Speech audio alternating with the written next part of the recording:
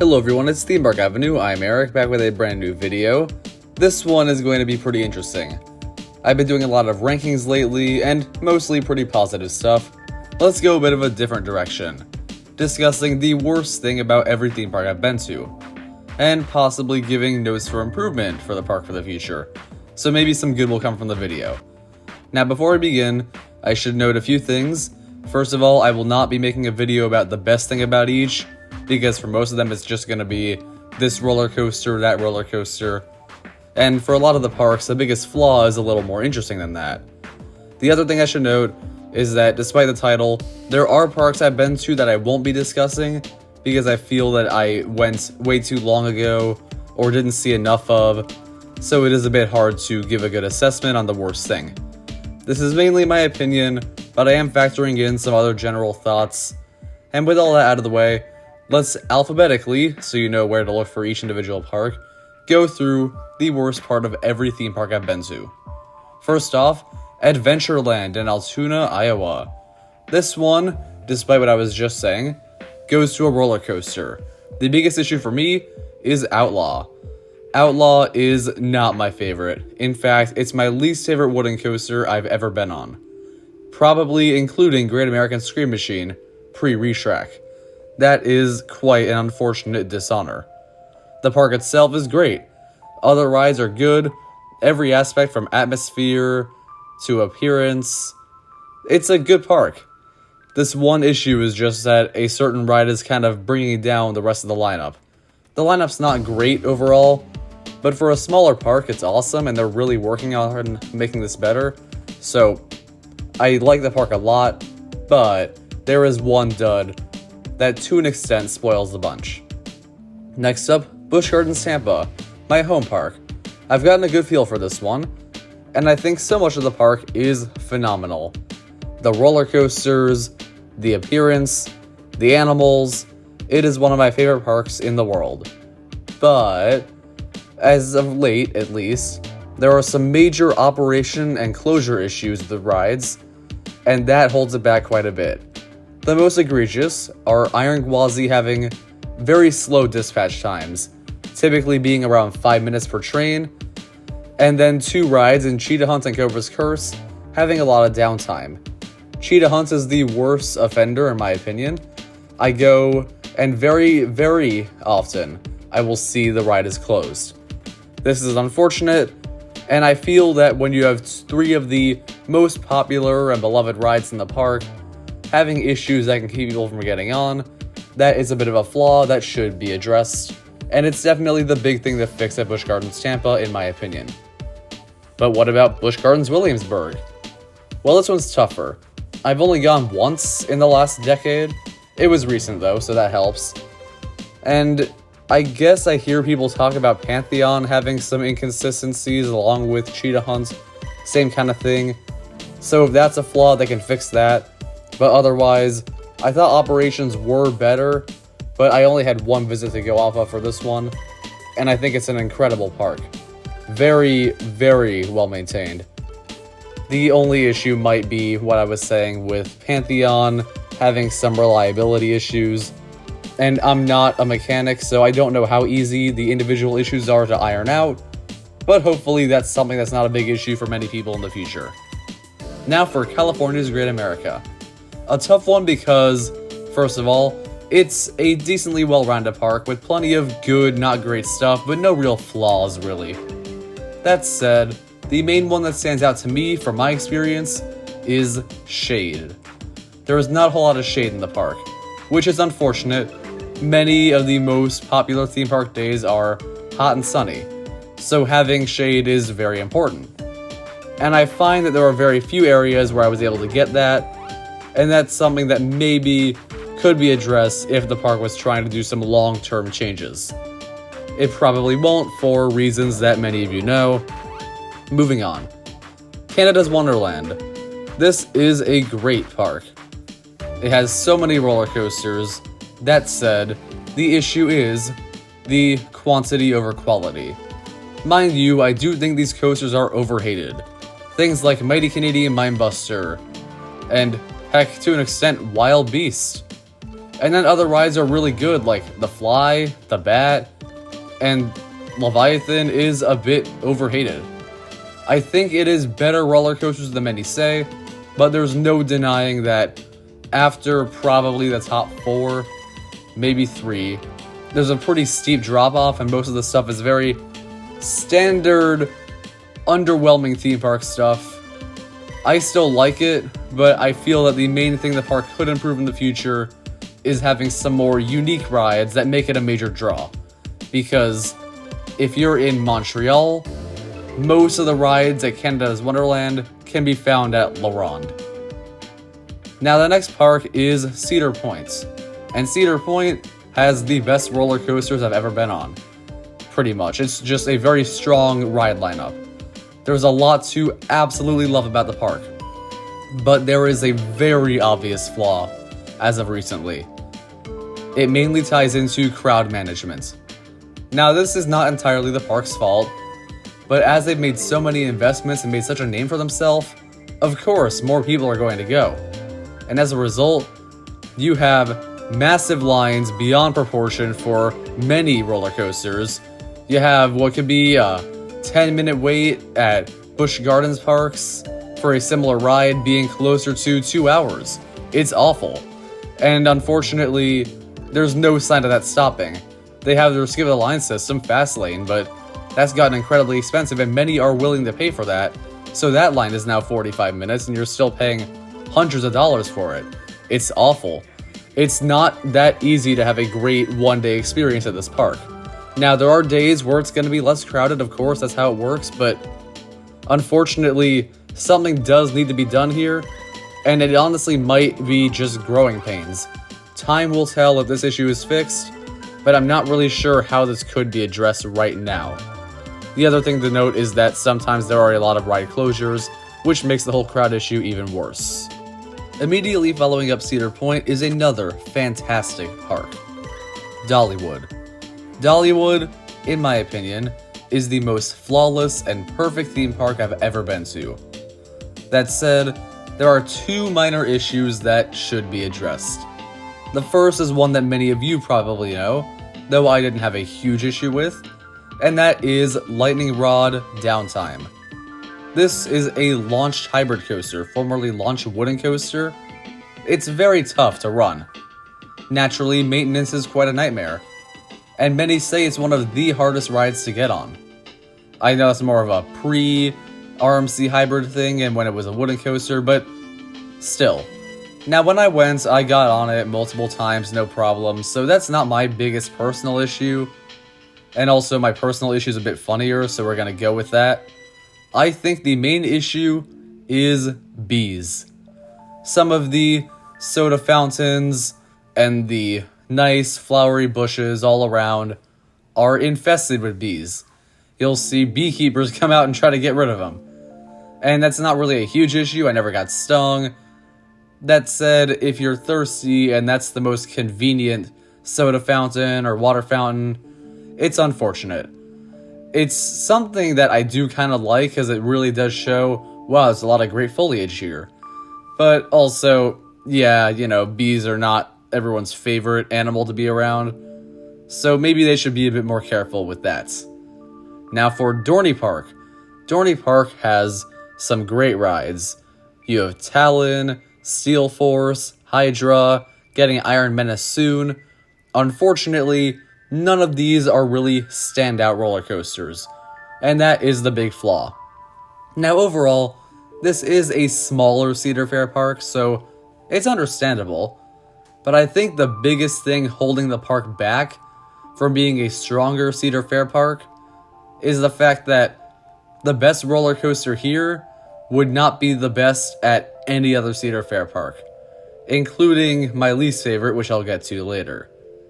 I think one high-tier roller coaster is something like an RMC hybrid, for example. I'm not saying that's what I want necessarily, but it's just the first thing that came to mind. I think that could really change the overall landscape in a very impressive way. And once you're on the ride, the park could become quite a destination. Maybe we don't want that, who knows. But I do think that's the one thing that would make the park the most impressive compared to what it is now. Now, a very small park, Frontier City. I'm not going to say it's lacking great roller coasters because it's not trying to be a massive park. It is a small, half-day destination outside of Oklahoma City with some nice theming and a few okay rides. Unfortunately, even though the park was completely dead when I was there, it still took at least 5 minutes to load pretty much every coaster, and every flat ride was just as bad if not worse. So I think being able to cycle through those operations faster, especially on the busier days at this park, would be ideal. So that's the biggest thing I would want to change, and is therefore the worst thing about the park right now. Next up is Galaxyland. This indoor park in Canada was mainly known for Mindbender, and the lack of Mindbender is the biggest problem. The thing is, I went to this park and Mindbender was closed for maintenance, and I never got back before it was gone. So as a result, I feel absolutely no inclination to ever go back. And I think the lack of that one interesting roller coaster that was the main reason I was going there in the first place does mean the park may kind of fall to the wayside and be something people only go to if they happen to be at the West Edmonton Mall, as opposed to being the reason why they go to the mall. Now for the Great Escape. And the worst thing about this park is everything. That is a half joke. There is a lot to be desired here. The main thing, though, is better operations. And I know I've said that for a few parks. I mentioned it with Cedar Point and Busch Gardens Tampa, but it is by far the worst here. It does need to change. Maybe I got unlucky with my visit, but I have never in my life seen a Vekoma Boomerang cycle through 4 trains in 45 minutes. Normally, they can cycle through 10, maybe more. It's something that really surprised me. And I get it, it is a smaller park, and it's not one I think they need a large roller coaster or anything. And I'm excited to see what Bobcat's like. And there are other issues. You have some really bad rides here and all. The layout is odd, and there is plenty to be desired. But the main thing that could really change the guest experience and make the time there less miserable is if they could cycle through trains faster, and as a result, people will be able to experience more of the park and have a better time. Now for Hershey Park. Now, a personal one of mine is the fact that the coasters here are quite overrated overall, but that's not something that Hershey Park can change. That is in my hands. One thing that is also tough to change, but is the biggest flaw, like Cedar Point, is crowds. This park has become a massive destination. I realize it probably has been for a while, but I'll say, it was the most crowded Wednesday I've ever experienced in the park. Nearly every line was over an hour, and that's including some pretty small rides.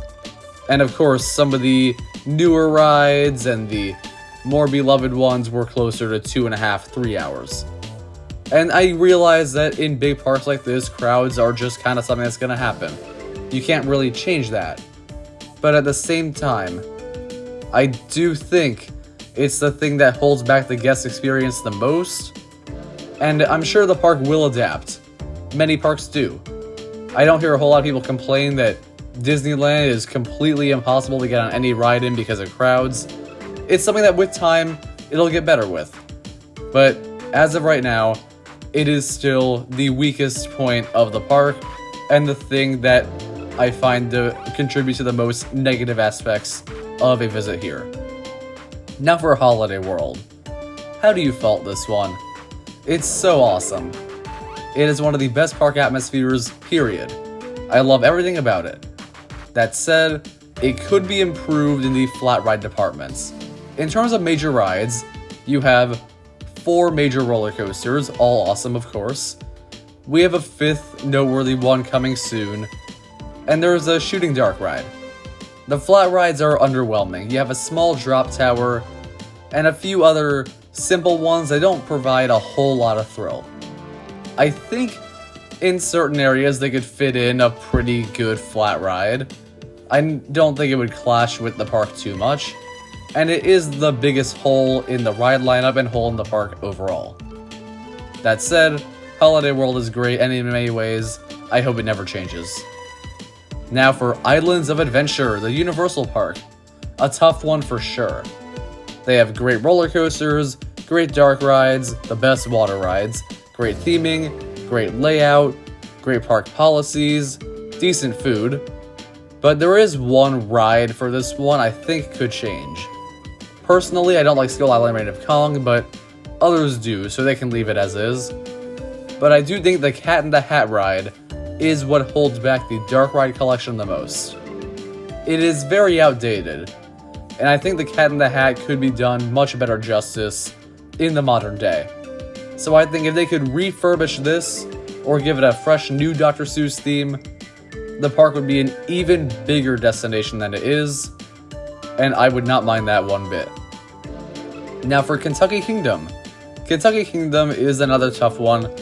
Like California's Great America, you have plenty to enjoy in the roller coaster, appearance, operation department, it's all good. But also like California's Great America, shade. But here, it's much, much worse. I got crazy sunburns here. Obviously partially my fault, but if there was more shade, it'd be less of an issue. So I do think that while I had a great time at the park, leaving it being burnt was miserable. So that is the thing I think the park could use the most improvements in. Now this one is going to be fun. King's Dominion. King's Dominion has a massive flaw that's really holding it back from being one of the best parks in possibly the world. The thing is, it's a very large park. You have some good rides and some nice looking areas all in kind of a vacuum, but it's just not quite cohesive.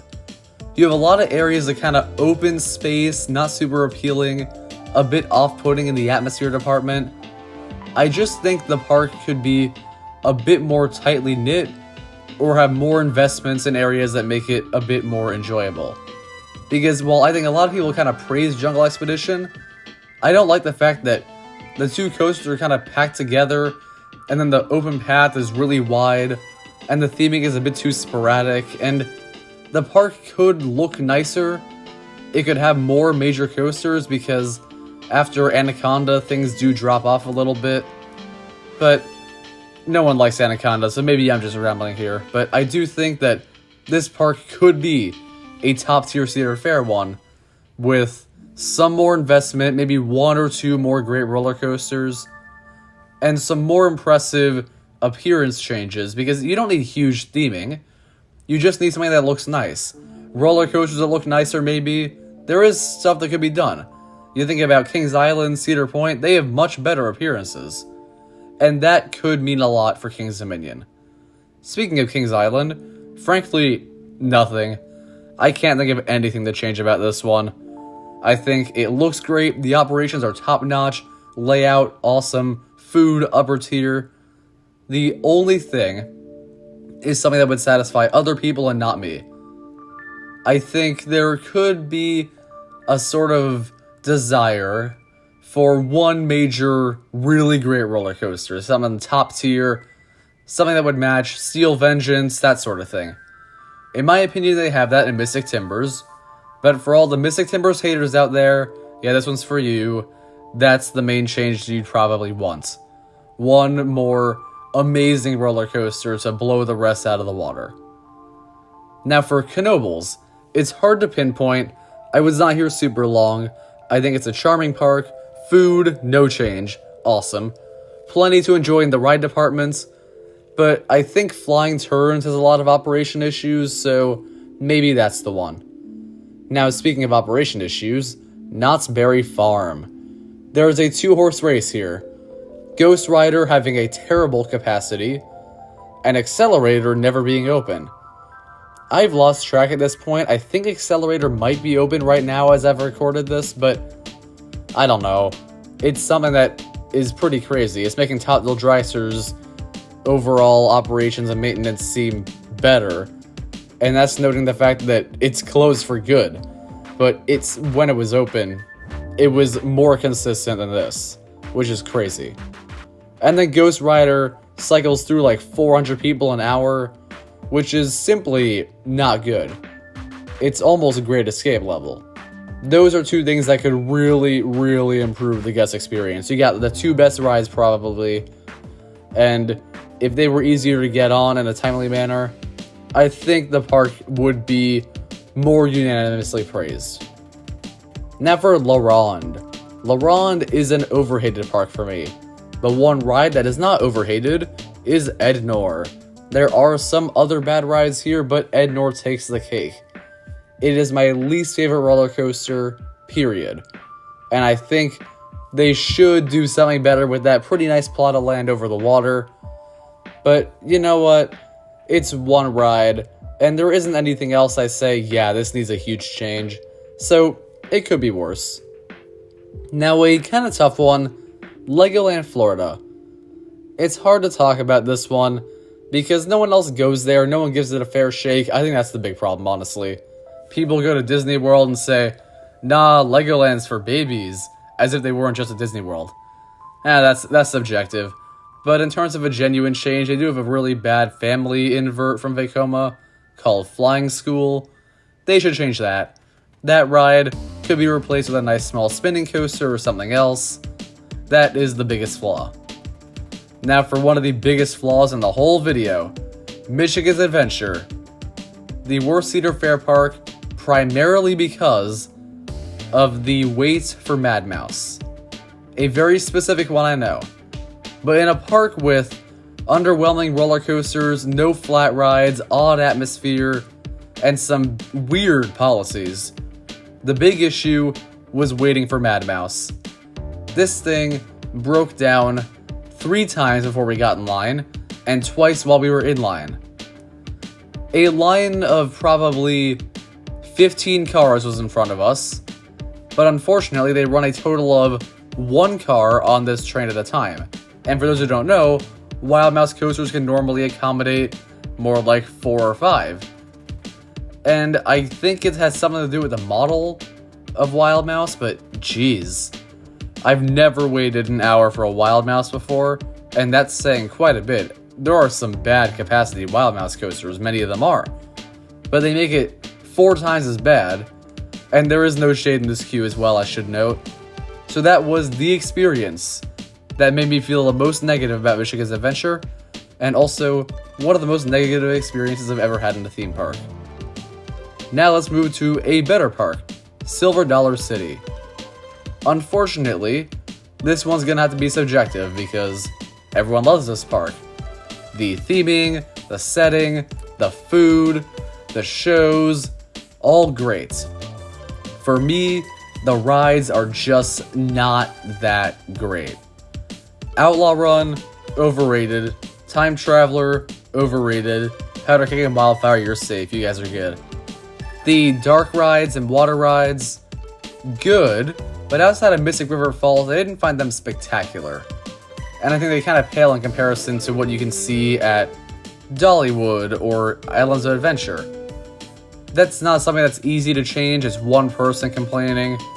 There isn't really any major flaw that needs to be changed here. I'm clearly in the minority, so I'll concede that Silver Dollar City is doing a great job, and there's really no worst thing about it. It's just some personal taste on the rides. Now we got a lot of Six Flags parks to get through. The other ones don't have Six Flags in the name, so that's why they were earlier in the list. But first off, Six Flags America. A solid ride lineup for a smaller park, but unfortunately, a bit off in the appearance. The worst thing is that walk to Batwing. In the back of the park, you have a very odd, ugly plot of land because they sort of added that on to the back of the park. And it's a little weird. It's not the worst thing in the world, but the park's working on it, and some more touch-ups will go a long way. For Six Flags Darien Lake, there's just a lack of investment here. The park's changed ownership a few times, and I think outside of Tantrum, they haven't really gotten anything major in quite a while. They have fine coasters, fine appearance, fine operations, everything's just fine. Nothing memorable, and some more investment could make the park more exciting. Six Flags Discovery Kingdom. This one is unfortunate because I love this park. I think it is underrated. I think the layout is fine, everyone hates that, but I don't. The main thing that could change though is the top-heavy ride lineup.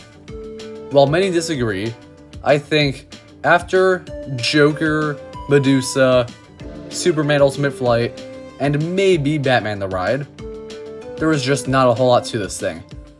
You have 2 decent flat rides, probably, and then there's not a whole lot else to go on. It's a very half-day park as a result, and I think they could use some more decent rides. Better than Sierra Sidewinder, though. That's key. Sierra Sidewinder does not seem to be as successful as I was kind of hoping it would be, and that's unfortunate. Now, Six Flags Fiesta Texas, by all means, should be the best park in the chain. It's beautiful, and has so many awesome rides, but those rides are so hard to experience. I went for one day, and I had so many issues with closures. You had Wonder Woman Golden Lasso Coaster, you had Goliath, you had the train, you had the water rides, so many, and it was shocking. It's probably the most separate closures I've ever seen, besides like maybe Michigan's Adventure and Great Escape. And I'm not the only one who's had this kind of experience. I know Airtime Thrills made a video about it.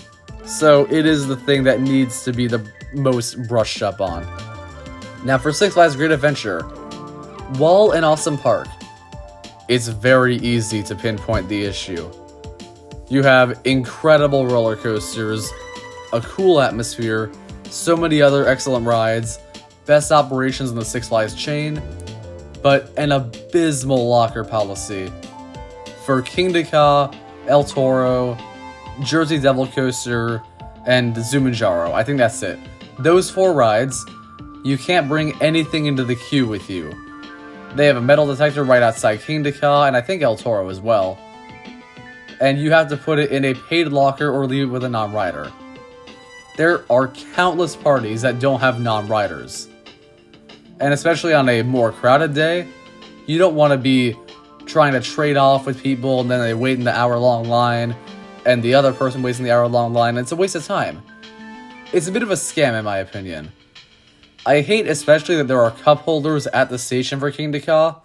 If they have that, why can't they also have cubbies to put your stuff in? It's just a bit of a really, really scummy practice. And I know it's kind of small, you know, it's $2 for a locker or something like that. But that adds up, and I just think they should be prioritizing safety over a quick buck. And there are better ways to promote safety than charging for a locker. Now for Six Flags Great America, this one is tough. It's my favorite Six Flags park. I love all the rides, but I will recognize that unlike Kings Island, I don't think they have a true standout elite roller coaster. And when you are the best Six Flags park, it's good to have that. Raging Bull is my favorite there, but there are a lot of better Six Flags coasters. It's probably my 10th favorite or so, but if they had some other incredible ride, the park would be even better, and that's all I want for it. Six Flags Magic Mountain, the general favorite of these Six Flags parks. It's the most roller coasters in the world. That's all well and good, but the park upkeep could use serious work. Something I'm not a huge fan of is the smell of vapes and marijuana, and you get that all over the place here. The park is somewhat dirty. It's not incredibly well kept overall. So while you're on the rides, you'll have some fun, even though I did genuinely end up with a headache by the end of my last day there. But the bigger issue is that when you're not on the rides, you might not be feeling entirely immersed in a fun, lively atmosphere, but more a bit of a run-down and dirty one. Six Flags New England has the Discovery Kingdom issue to a much, much greater extent. After the top 2 here, Superman the Ride and Wicked Cyclone, 2 of the very best roller coasters in the world. you have nothing. The other rides there are good. Good at best. There was no other ride in the park I consider great. And it's a little weird. There's no other park like that. I mean, I think about even Busch Gardens Tampa. Yeah, Iron Gwazi is the clear front runner of rides there, but you have plenty of others to enjoy. Montu, Kumba, Sheikra, Cheetah Hunt, and even things like the train. The train is pretty special there. Here, you have a 40 free spin, a Vekoma SLC, a very mild B&M Floorless coaster, and a Frisbee. It's good, but it's not great. And they could use a nice middle ground as a true great coaster between the incredible and decent. Six Flags Over Georgia, perhaps the easiest to pinpoint. This park could be one of the very best, if not the best, Six Flags parks. You have a lot of good rides here. Maybe some of the best. But it is not easy to have a fun day in this park overall. When the layout is so confusing that I've gone with locals and they still got lost. And the operations are the worst in the chain, besides Great Escape. It's somewhat impressive, and there's very inconsistent policies. Many have made videos about it before. I think there might be some changes in the works, but I haven't seen them yet. But they are seriously necessary. This park is possibly in the most dire need of changes, and I do wish the park the best. I really hope these changes do come full circle. It could mean so much for the park, for the chain, for all that, because at the moment, this park is a lot of nice rides in a really run-down property. Six Flags Over Texas. This one is the same issues over Georgia in the layout department. It's not as bad, but getting to Titan is just so weird. And there's one half of the park that's kind of small, narrow pathways through more themed areas. And then you have the big, wide DC. And the DC area is easy to get around. You can see everything, big open path, no issue. But it is still a little weird. Not to mention one roller coaster, you have to cross under a road to get to it. So that is something that maybe could use a bit more signage overall. Six Flags St. Louis, the final of the Six Flags parks. This one has two issues. One is much easier to change, and that is weird, inconsistent theming. I find the sort of studio idea they go for in the area with Batman the Ride and Ninja just doesn't work. And as a result, if not for the very nice hillside setting, this would be the ugliest Six Flags park. I think they could brush up on that appearance quite a bit by making some stronger themes and a few nicer looking buildings. The other issue is Screaming Eagle. Screaming Eagle's barely better than Outlaw for me, but others like it, so maybe that's just a me issue. Now for Universal Studios Florida. And unlike Islands of Adventure, the rides here suck. Okay, that's an exaggeration. There are some decent rides here. My favorite's Revenge of the Mummy, but that's a solid, fun family coaster with a few good theming elements that went downhill after the refurbishment for me, and I don't value the theming aspects as much as Thrill, so unfortunately I don't think it's as great as some might say. I like Simpsons Ride, I like Gringotts, I like Men in Black, Hollywood Rip Ride Rocket's pretty good. There are 5 solid rides, the others are just not worthwhile. I don't like Despicable Me, I don't like the Jimmy Fallon one that much, I don't like Shrek 4D when it was a thing, and I'm not really that hopeful about the Villain Con one that just opened. And Fast and Furious Supercharged might be worse than Ednor. So overall, unlike Islands of Adventure, there's just not a lot of worthwhile rides here. I know it's supposed to be the flagship park, so they should be putting some more investments in. I think they will soon. I'm hopeful, but for now, it's not a park I really have any interest in going back to. Now for Valleyfair. Valleyfair, I can't really pinpoint one thing. It's an all-around decent park with more shade than California's Great America and Kentucky Kingdom. I guess there could be some small minor improvements here and there. A longer cycle on the S&S Scream and Swing, if possible. Maybe just a few better operations on some rides, some nicer looking areas, one new roller coaster or two. Small improvements and investments, they can make a good difference here. And finally, Worlds of Fun. This video has been tough to make, but I'm glad we got to the end, and this is a nice one to talk about, because Worlds of Fun could be a stronger Cedar Fair park. You have awesome roller coasters. Prowler, Patriot, Mamba. There are some good flat rides here. The theme is simple but effective. But wow, the operations are Michigan's Adventure caliber. The only exceptions were Prowler and Mamba. I think Patriot is the worst B&M invert operations. Cyclone Sam's, whatever it was called. It took 30 minutes to get through 2 cycles. And I know it's a flat ride and all, but still. And there were a lot of breakdowns, including on Prowler and Mamba. Multiple times when I was there. So this is something that really should be fixed. It is very easily the biggest flaw of the park. And if it were not an issue, I could see this moving quite a bit up the ranks in parks as a whole. And that is all of the parks I'm covering in this video. Thank you for watching, I hope you enjoyed it. Please comment down below your general thoughts on my takes and your own takes on each park you've been to. Subscribe for more theme park content. I'll see you next time.